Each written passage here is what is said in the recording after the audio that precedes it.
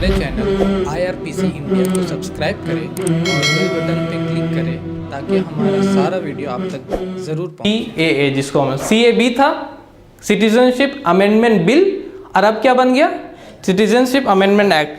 तो मैंने ये पूरा एक्ट को प्रिंट किया क्योंकि कोई ये नहीं बोले, फिर कोई आकर के सदगुरु आके बोलते हैं कि ये लोग एक्ट को पढ़ते नहीं हैं, तो इसलिए उन लोगों को पहले ये दिखा देते कि मैंने इसको प्रिंट किया और ये 3 पेज का है, ज़्यादा लंबा नहीं है, तो आपको वक्त नहीं लगेगा इसको पढ़ने में।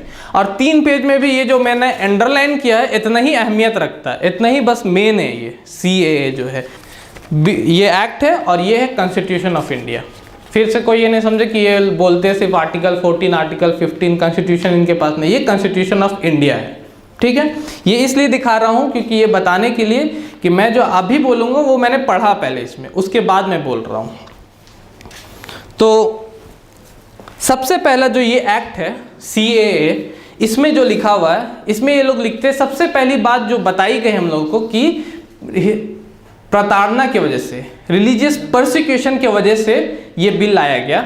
इस बिल में एक जगह भी परसिक्यूशन वर्ड नहीं है, आप पढ़ के देख लीजिए, एक जगह भी परसिक्यूशन का वर्ड ही नहीं है, आप समझ सकते हैं। लेकिन रीजन में हमेशा क्या दिया गया, परसिक्यूशन, प्रताड़ना, लेकिन कहीं भी परसिक्यूशन लिखा ही बना। मैं पढ़ देता हूँ, उसका मेन क्लॉज है, इसमें लिखा हुआ कि सिटीजनशिप एक्ट 1955, इस कॉन्स्टिट्यूशन में एक सिटीजनशिप एक्ट है 1955 का, जो आपको बताता है कि आप इंडिया के सिटीजन कैसे बनेंगे, और जो NRC के डॉक्यूमेंट्स बने आएंगे, अगर आया NRC, तो अगर वो आएगा तो वो डॉक्यूमेंट्स वहीं से आएगा, तो वही सिटीजनशिप एक्ट जो 1955 का वो फॉलो करता है रेस्ट ऑफ इंडिया। तो वही इसमें लिखा हुआ कि citizenship act 1955 here and after referred to as the principal act, मतलब ये जो अमेंडमेंट आया, प्रिंसिपल पेरेंट एक्ट कौन सा, वो वाला मेन एक्ट है, उसमें हम लोग अमेंडमेंट लाते हैं उसके सेक्शन 2 में, सेक्शन 2 इन सब 1, provided that any person belonging to Hindu, Sikh, Buddhist, Jain, Parsi और Christian community from Afghanistan, Bangladesh और पाकिस्तान। मतलब इसमें लिखा हुआ है कि कोई अगर हिंदू हो, सिख हो, बुद्धिस्ट हो, जैन हो, पारसी हो या क्रिश्चियन हो, 6 कम्युनिटी, अगर वो अफगानिस्तान, बांग्लादेश और पाकिस्तान से हु इंटर्ड इंडिया ऑन और before 31st day of December 2014, जो 31 दिसंबर 2014 से पहले आ गया होता, क्योंकि इसमें आगे लिखा हुआ कि 5 साल आपको रहना होगा तब आपको सिटीजनशिप मिलता है। तो 2019 में पास कर रहे तो 2014 से पहले आना होगा आपको, तो 2014 से जो पहले आ चुका है, shall not be treated as illegal immigrants, shall not be treated as illegal, मतलब कि आप किस तरह है उनसे उसको मतलब नहीं है, आपके पास डॉक्यूमेंट्स क्या है उससे आपको मतलब नहीं है, आपके पास डॉक्यूमेंट है कि नहीं, आपको प्रताड़ना हुआ कि नहीं, उससे भी उसको मतलब नहीं है, समझ रहे। बस अगर आप ये 6 कम्युनिटीज से है और अगर आप पाकिस्तान, अफगानिस्तान, बांग्लादेश से आ रहे हैं तो आपको मिल जाएगा आपका सिटीजनशिप, समझ रहे हैं। तो इसमें क्या चीज सबसे पहला गलत हुआ कॉन्स्टिट्यूशन के हिसाब से, आर्टिकल 14, कॉन्स्टिट्यूशन में आर्टिकल 14 है, मैं उसको भी थोड़ा सा पढ़ देना चाहता हूँ आप लोगों के सामने।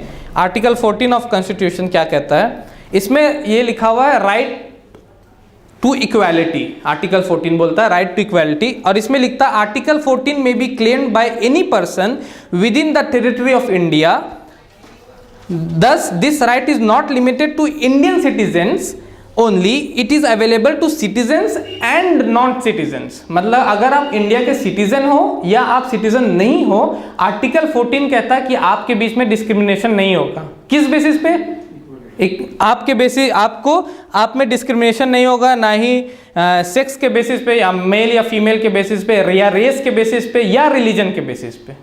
तो इस आर्टिकल के डायरेक्ट खिलाफ क्यों है, क्योंकि आप बोल रहे हैं कि हम एक को ले रहे हैं, एक को नहीं ले रहे हैं, समझ में आ रहा है। आप बोल रहे हैं कि इस रिलीजन को ले रहे हैं और इसको नहीं ले रहे, ये क्या हुआ, इनइक्वालिटी हुआ on the basis of religion, जो आर्टिकल 14 को वायलेट कर रहा है। यही सबसे पहला क्लेम है हम लोगों का कि ये अनकॉन्स्टिट्यूशन है, और सबसे मेन क्लेम यही है कि आप धर्म से जोड़ रहे हैं इस चीज को, सिटीजनशिप को, जो कि इंडिया का सेक्युलर कैरेक्टर के खिलाफ है। और इसमें बहुत सारी चीज जोड़ा गया, जब बोला जाता है कि क्यों हम लोग इन लोगों को देखा जाता है, तब फिर वापस हम लोग उसी पे आ जाते कि कुरान में लिखा हुआ लोगों को मारना, मुस्लिम देशों में बोला गया, कुरान में नहीं बोला गया। अभी मुस्लिम देशों में लोगों को मारा जाता है, जबरन इस्लाम कबूल कराया जाता है, जबकि मैं मुस्लिम देशों में मैं गया नहीं हूँ, कुछ देशों में गया हूँ जिनकी ये बात करे उसमें नहीं गया हूँ। फिर भी मैं क्लियर कर देना चाहता हूँ कि कुरान में ये कहीं भी नहीं लिखा कि आप गैर मुसलमानों को मारो। सबसे पहला कहीं भी, मेरा ये चैलेंज है किसी को भी। दूसरा जो बोला जाता है जबरन के बारे में, लिखा सूरह बकरा का आयत नंबर 256 में, ला इकराहा फिद्दीन, दीन में, धर्म में कोई ज़बरदस्ती नहीं। अब वहाँ क्या होता ये अलग मैटर है, लेकिन इस्लाम इसकी इजाज़त नहीं देता। अगर आप इस पे ये कीजिएगा, क्योंकि ये चीज़ फैलाया गया उसके बाद ये चीज़ बोला जाता है, तो मैं ये क्लियर कर देना चाहता हूँ। और उसी के साथ साथ कुछ स्टैटिस्टिक्स दिए गए कि 23% से जो 30% से जा करके 3% हो गया नॉन मुस्लिम्स की पॉपुलेशन। तो आप जा करके पढ़ सकते हैं, गूगल पे लिख दिया होगा आपको टाइम्स ऑफ इंडिया का आर्टिकल, और आपको पता चलेगा कि ये स्टैटिस्टिक्स गलत है। सबसे पहले ये स्टैटिस्टिक्स दिया गया हुड्सन पोस्ट का, एक hudsonpost.com में आया था। फिर टाइम्स ऑफ इंडिया ने इसको कवर किया और देखा कि ये स्टैटिस्टिक्स गलत है। नॉन मुस्लिम्स की आबादी वेस्ट पाकिस्तान में पार्टीशन के टाइम तो कोई ये नहीं था, गिनती नहीं था। पार्टीशन के बाद 1951 में गिनती हुआ सबसे पहले बार, 3.65 या 75% था, जो कि अभी बढ़ के 3.97% हो गया अभी जाकर के। ये टाइम्स ऑफ इंडिया में फिर पूरा आर्टिकल आया था।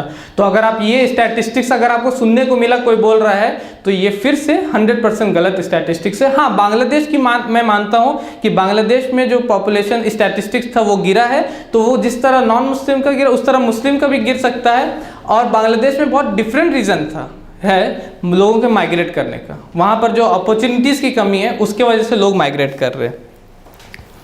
और रहा बात इस लॉ में, सिटीजनशिप अमेंडमेंट एक्ट में एक और खामी जो बताया गया कि आपने सिर्फ 3 कंट्री को लिया और आपने तिब्बतियंस को छोड़ दिया, तिब्बत वाले जो थे उनको छोड़ दिया, वो भी तो परसिक्यूटेड थे। आपने तमिलियंस को छोड़ दिया, श्रीलंका वाले, वो भी तो परसिक्यूटेड थे। आपने रोहिंग्यास को छोड़ दिया, जो कि यूनाइटेड नेशन जिनके बारे में कहता है कि a text book example of ethnic cleansing, कि एथनिक क्लिनजिंग जो उनके साथ प्रताड़ना हुआ वो तो एक टेक्स्ट बुक एग्जाम्पल है, उसको आप एग्जाम्पल की तरह ले सकते हैं, आप उनको भी आप नहीं लेते। तो ये भी एक प्रॉब्लम है इस लॉ में, इस एक्ट में।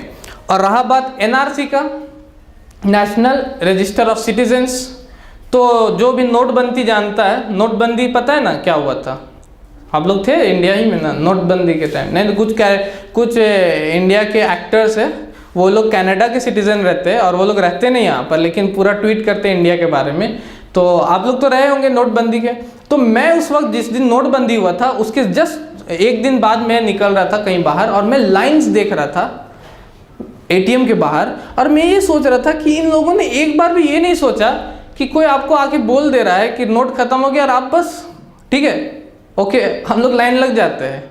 मेरे दिमाग में ये सवाल आ रहा था बार बार। अब समझ में आया कि उस वक्त नहीं बोले, अभी आ गए, अब बोलने वाले हैं, अब बोल रहे कि नहीं अब से अब इस बार हम लोग लाइन में नहीं लगने वाले।